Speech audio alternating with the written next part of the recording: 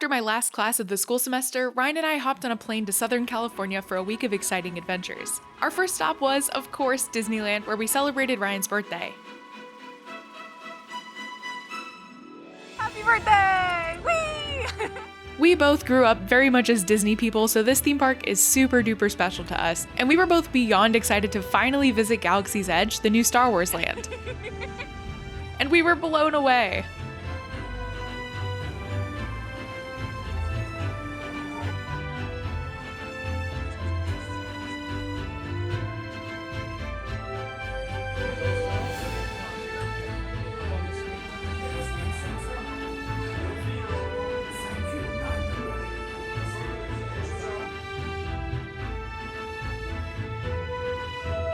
After getting our Star Wars fix, we then spent the rest of the day exploring the rest of the park.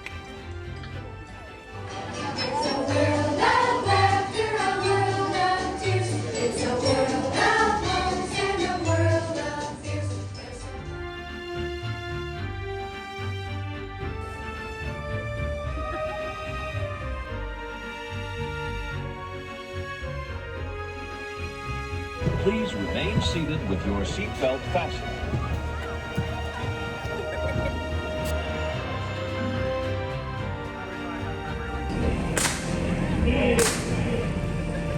That did the trick. Scared him stiff.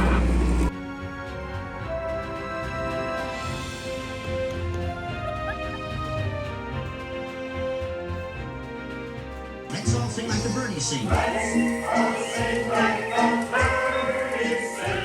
Tweet, tweet, tweet, tweet. Tweet, tweet, tweet, tweet.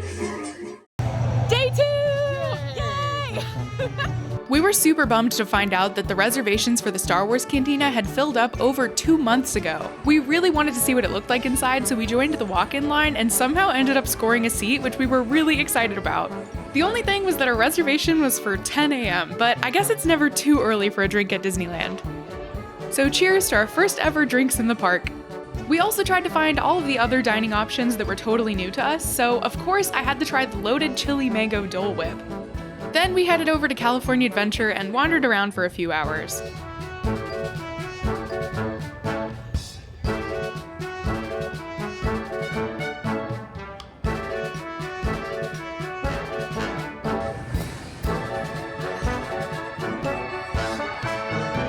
And eventually we returned to Disneyland.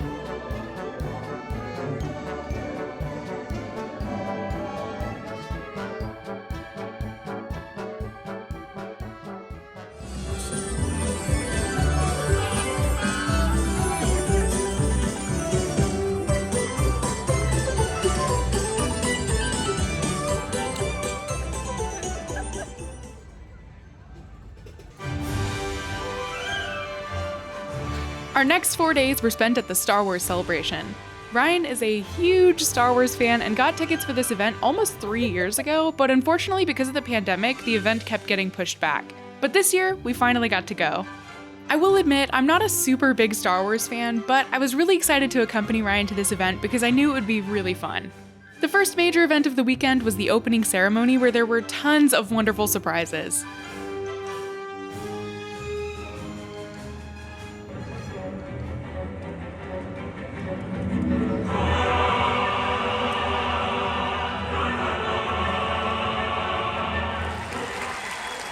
Hello there.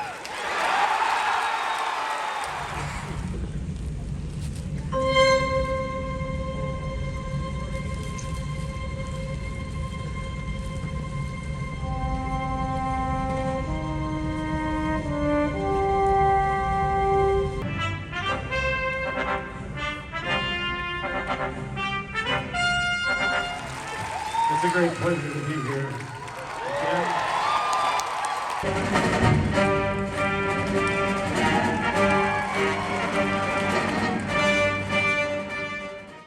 After the opening ceremony, we wandered around the main exhibit hall.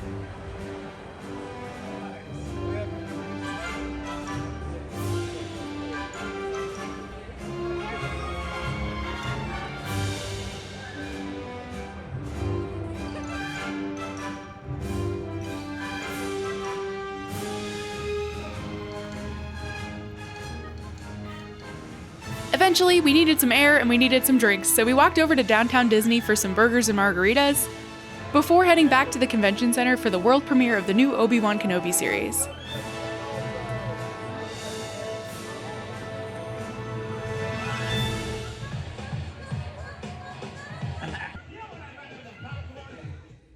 May the force be with you always.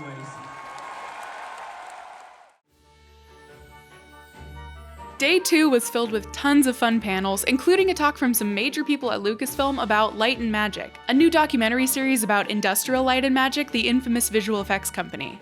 We then took a quick lunch break. Burritos.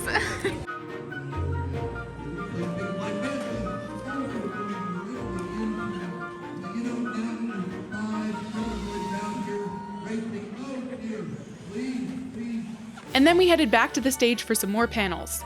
This included a celebration of the 20th anniversary of Attack of the Clones, and another about the history and making of Star Tours, the Disneyland ride.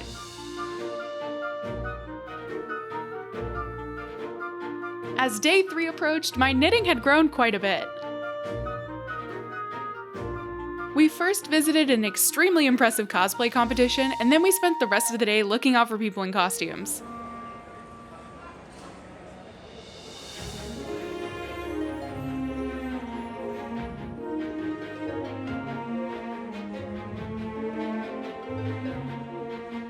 We got some more Mexican food, and then we wandered around the marketplace again.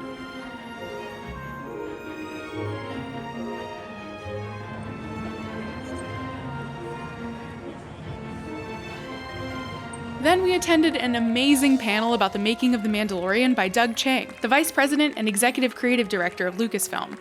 And we ended the day with a panel featuring Anthony Daniels, who played C-3PO. Day 4, woo!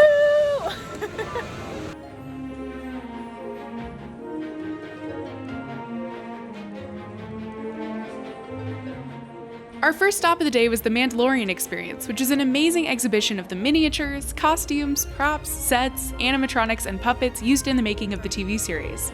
I absolutely love seeing these kinds of things in person, so I had a whole lot of fun here.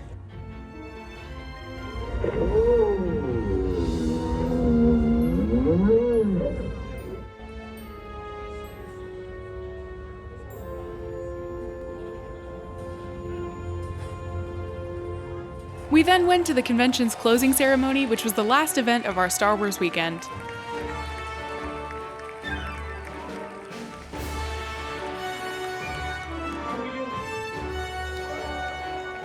On my way out, someone handed me a tiny crochet porg, which absolutely made my day.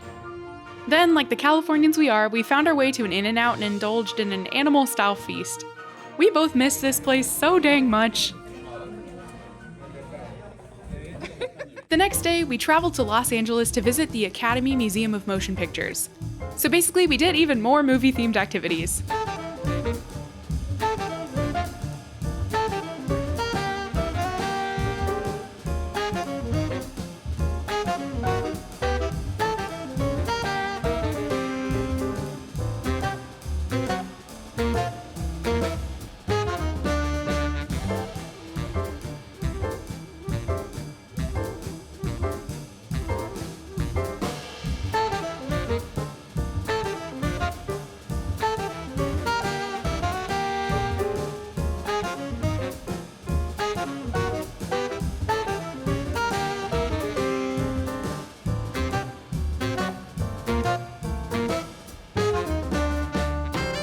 And on our way to the airport, we walked by the La Brea Tar Pits. I'm so sad. Then Ryan and I each hopped on a different plane. He headed back to New York City, and I went up north to San Francisco, where we went to college, to meet up with some of my friends for the weekend. We left San Francisco right before the pandemic started. At the time, I was working part-time as a biologist and part-time at a yarn store, and I never really saw myself leaving California until both Ryan and my sister found jobs in Manhattan and encouraged me to move. It's been almost 3 years since I've been back, and quite a lot has changed in my life, so I was really excited to return and see the city with a new perspective. I first had a decadent brunch with Sonia, one of my good friends and former coworkers.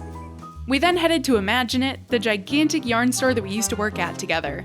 My experience at this store played a major role in me switching from bio to textiles, so it'll always have a really special place in my heart. I somehow had amazing self-control and I only bought an Imagine It project bag and 2 skeins of yarn. One was a simple undyed linen, which will be perfect for dyeing experiments, and the other was a skein of Malabrigo Machida dyed in a speckled colorway that was specific to this yarn store. I then met up with Maddie, another friend of mine who used to work with me in biology, but somehow we completely forgot to take a picture together, which is a total bummer. I then reunited with all of my friends from college and spent the next few days adventuring with them. One little thing that I really missed was C's candies, so we made a quick stop and loaded up on chocolates and lollipops. We then went to the Pulgas water temple to enjoy the beautiful view and the sunshine and to have some drinks.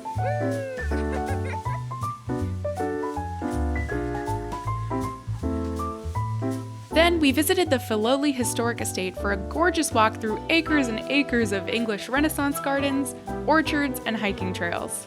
There was so much textile inspiration here.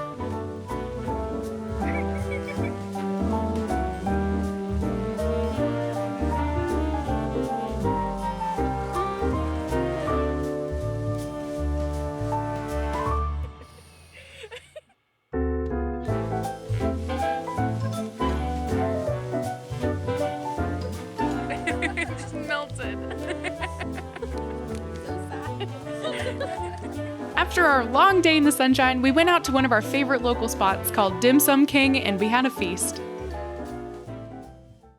The next day, my good friend Amy and I went for brunch at one of my all-time favorite restaurants. I got their fried chicken, biscuits, and gravy, which I am still dreaming about to this day. We then spent the rest of the day wandering around San Francisco and stopped in the Castro's infamous hot cookie where we got cookies for our whole group. We then reunited everyone again for a big taco dinner. Not appropriate. Demonetized. And my friend Nikki, who makes gorgeous ceramics, brought us all tiny little handmade ducks. We then went over to the California Academy of Sciences, which is a gigantic science museum that features an aquarium, indoor rainforest, planetarium, natural history museum, and more. In total, throughout college, I spent about 5 years volunteering and working here as an animal health biologist. So, of course, this place has an extremely special place in my heart, and I was really excited to come back.